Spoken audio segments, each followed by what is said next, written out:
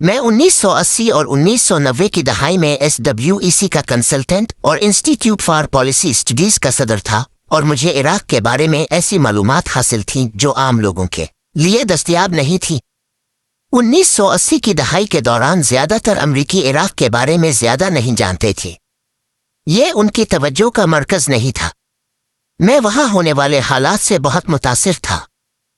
میں نے world bank, international monetary fund اور دیگر بین الاقوامی مالیاتی اداروں کے ساتھ ساتھ انجینئرنگ اور تعمیراتی کمپنیوں کے افراد سے بھی رابطہ رکھا۔ آزاد پاور کمپنیوں کے انجینئرز میں سے بہت سے مشرق وسطی کے منصوبوں میں مصروف تھے۔ مجھے معلوم تھا کہ ELFA بڑی سرگرمی سے کام کر رہے تھے۔ ریگن اور بش انتظامیہ چاہتی تھی کہ عراق کو ایک بادشاہت میں تبدیل کیا جائے۔ صدام حسین کے پاس ہاؤس آف سعود کی مثال کو اپنانے کی کئی وجوہات تھیں۔ اسے صرف یہ دیکھنا تھا کہ وہ پیسہ شوئی منی لانڈرنگ کے اسکینڈل سے کیسے فائدہ اٹھا چکے ہیں۔ اس معاہدے کے بعد سے سعودی دنیا کی جدید ترین ٹیکنالوجیوں کے ثمرات سے لطف اندوز ہو رہے تھی۔ صدام جانتا تھا کہ سعودی عرب کے ساتھ بین الاقوامی قوانین کے حوالے سے مختلف سلوک ہوتا ہے۔ سعودیوں کی بہت سی سرگرمیاں بشمول شدت پسند گروہوں کی مالی معاونت واشنگٹن کی نظر سے اوجھل رہتی تھیں، حالانکہ انہیں دہشت گردی کی سرحدوں کو چھوتا ہوا انتہا پسندی سمجھا جاتا تھا۔ امریکہ نے اسامہ بن لادن کے لیے سعودی عرب سے مالی مدد حاصل کی۔ ریگن اور بش انتظامیہ نے سعودیوں کو آنکھیں بند کرنے کی ترغیب دی، اور کئی دیگر ممالک نے بھی ایسا ہی کیا۔ بغداد میں ELFA کی بڑی موجودگی تھی۔ مجھے بھی یہ ماننا پڑا کہ صدام آخرکار روشنی دیکھے گا۔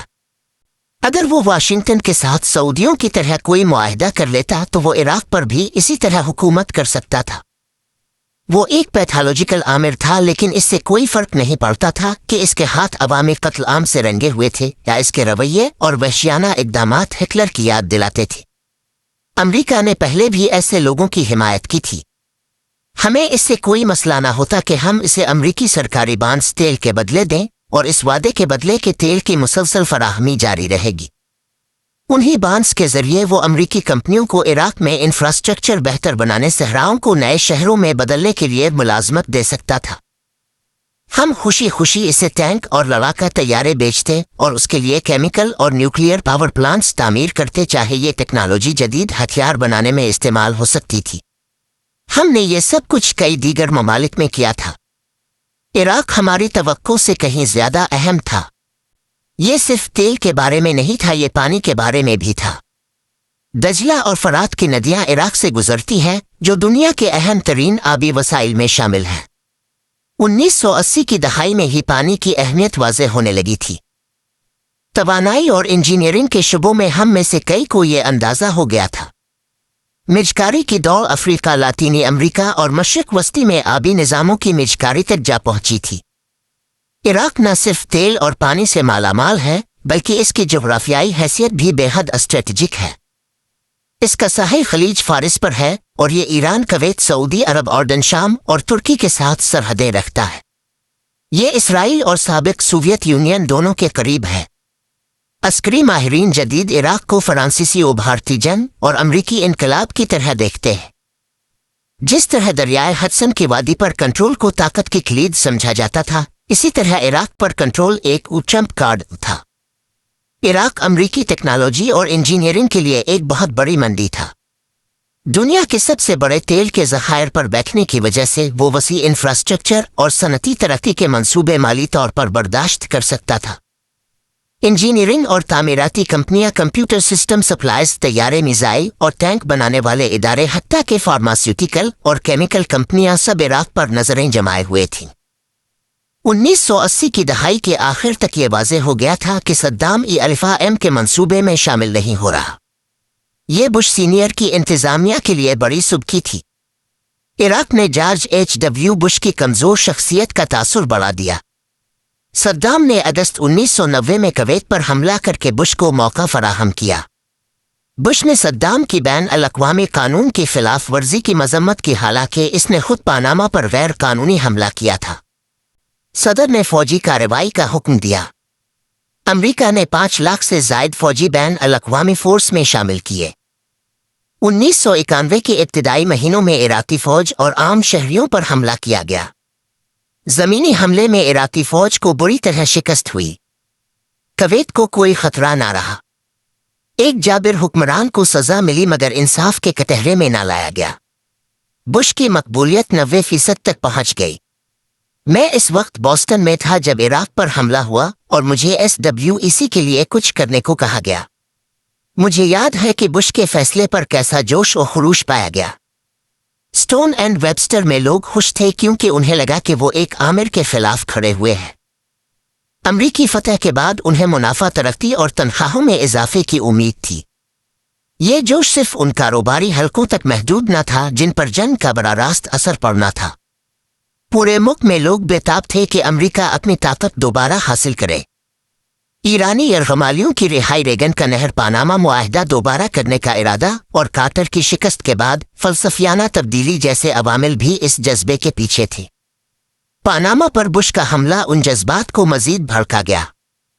मुझे लगता है कि अमरीकी तिजारती मुफादात के दुनिया को देखने का तरीका बदल रहा था। ज्यादातर अमरीकी कारपोरेट हल्के दुनिया को इसी नज़र से देखते थे। आलमी सल्तनत की तरफ पेश कदमी एक हकीकत थी। ग्लोबलाइजेशन और निजकारी ने हमारे जहनों पर गहरा असर डालना शुरू कर दिया था। ये सिर्फ अमरीका की बात नहीं थी। आलमी सल्तनत वाकई वो आलमी थी, इसने दुनिया की तमाम सरहदों को छू लिया था। अमरीकी कारपोरेशंस अब कानूनी तौर पर भी बैन अल-अक़वामी हो गई थी।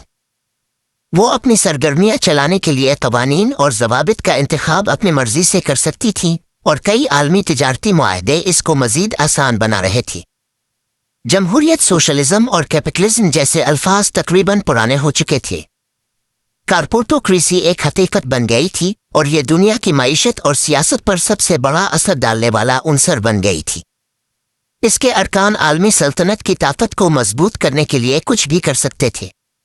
मैंने नवंबर 1990 में IPS बेच दिया और खुद कारपोरेटोक्रेसी का हिस्सा बन गया।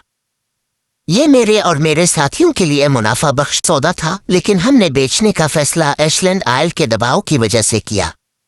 मुझे मालूम था कि उनके खिलाफ लड़ना बहुत महंगा पड़ेगा और बेचने से हम अमीर हो जाएंगे। मुझे एक गद्दार की तरह महसूस हुआ जब मुझे एहसास हुआ कि मेरी मुतबादिल तवानाई कंपनी का नया मालिक एक आयल कंपनी बन गई है। SWEC को मेरी ज्यादा जरूरत नहीं थी।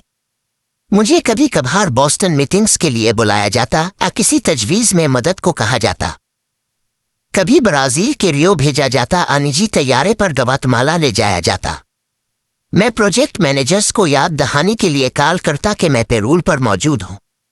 मुझे ये सब करते हुए ज्यादा खुशी नहीं होती थी।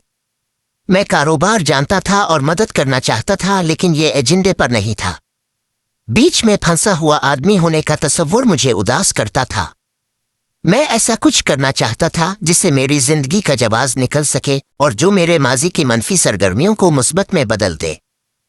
मैं कॉन्शियस अवन इकोनॉमिक हिटमैन पर काम जारी रखे हुए था, हालांकि जानता था कि यह कभी शायद नहीं होगा। शवार फलसफा के तुम्हारी जिंदगी ये दुनिया वही है जैसा तुम उसे ख्वाब देखते हो, ड्रीम चेंज तंजीम की बुनियाद था जो मैंने 1991 में कायम की। मैंने लोगों के छोटे ग्रुपों को अमेज़न ले जाना शुरू किया ताकि वो शवार से सीख सकें जो माहौलियाती तहफ़्फ़ुज़ और मकामी इलाज के अपने इल्म को बांटने में दिलचस्पी रखते थे। ड्रीम चेंज और ये दौरे आने वाले सालों में ज़्यादा मकबूल हो गए। ये तंजीम लोगों को ज़मीन और हमारे इससे ताल्लुक़ को नए अंदाज में देखने के लिए बनाई गई थी और ये बाद में एक आलमी तहरीक बन गई।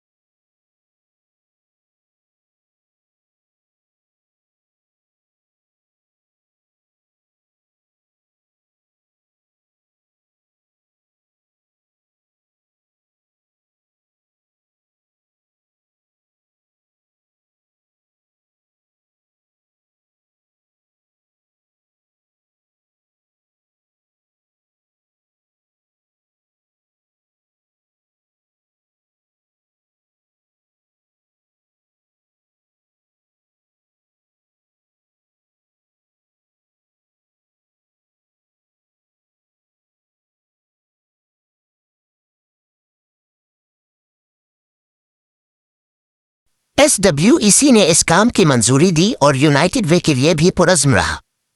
میں نے مزید کتابیں لکھی تاکہ مقامی تعلیمات پر توجہ دوں اور اپنے EALPHA کے حوالے سے بات کرنے سے بچوں۔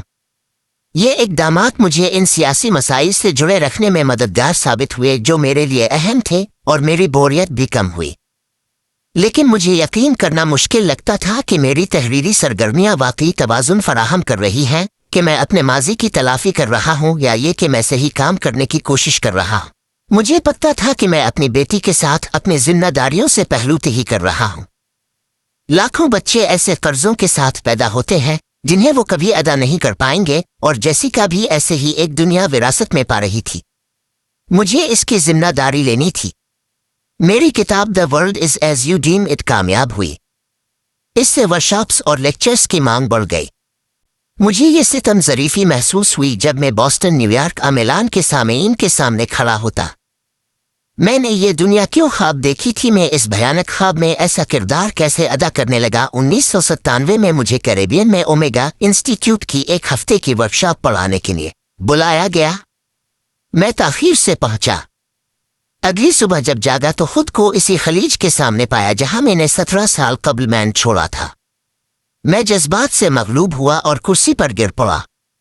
میں نے زیادہ تر وقت اس بالکونی پر گزارا، منظر کو سمجھنے کی کوشش کرتے ہوئے۔ مجھے احساس ہوا کہ میں نے اگلا قدم نہیں اٹھایا اور بیچ میں رہنے کا فیصلہ مجھے بیمار کر رہا تھا۔ ہفتے کے آخر تک میں نے نتیجہ نکالا کہ میرے ارد گرد کی دنیا وہ نہیں تھی جو میں خواب دیکھنا چاہتا تھا، اور مجھے اپنے خوابوں کو بدلنے کے لیے کچھ بھی کرنا پڑے گا تاکہ وہ میری اصل خواہشات کو ظاہر کریں۔ گھر واپس آنے پر میں نے اپنا کارپوریٹ کنسلٹنگ پریکٹس چھوڑ دیا۔ SWEC کا صدر تبدیل ہو چکا تھا۔ نیا آدمی میری کہانی سننے میں دلچسپی نہیں رکھتا تھا۔ وہ خوش تھا کہ اب اسے میرا بھاری معاوضہ ادا نہیں کرنا پڑے گا کیونکہ اس نے اخراجات میں کمی کا پروگرام شروع کر دیا تھا۔ میں نے فیصلہ کیا کہ وہ کتاب مکمل کروں جو میں برسوں سے لکھ رہا تھا، اور یہ جان کر مجھے سکون ملا کہ میں نے اپنا کام مکمل کر لیا۔ میں نے اپنے خیالات ان لوگوں کے ساتھ شیئر کیے جو بارانی جنگلات کے تحفظ اور مقامی ثقافتوں سے متعلق سرگرمیوں میں شامل تھے۔ وہ مایوس ہو گئے۔ انہیں خدشہ تھا کہ بولنے سے میری تعلیمی سرگرمیوں کو نقصان پہنچ سکتا ہے۔ کچھ نے دھمکی دی کہ وہ اپنی حمایت واپس لے لیں گے۔ میں نے دوبارہ لکھنا چھوڑ دیا۔ میں نے لوگوں کو ایمیزون کے گہرے جنگلات میں لے جانا شروع کیا جہاں جدید دنیا کا اثر نہ ہونے کے برابر تھا، اور وہاں کے ان لوگوں سے ملواتا جو اب بھی فطرت کے ساتھ ہم آہنگ زندگی گزارتے ہیں۔ میں وہی تھا جب 11 ستمبر 2001 کا واقعہ پیش آیا۔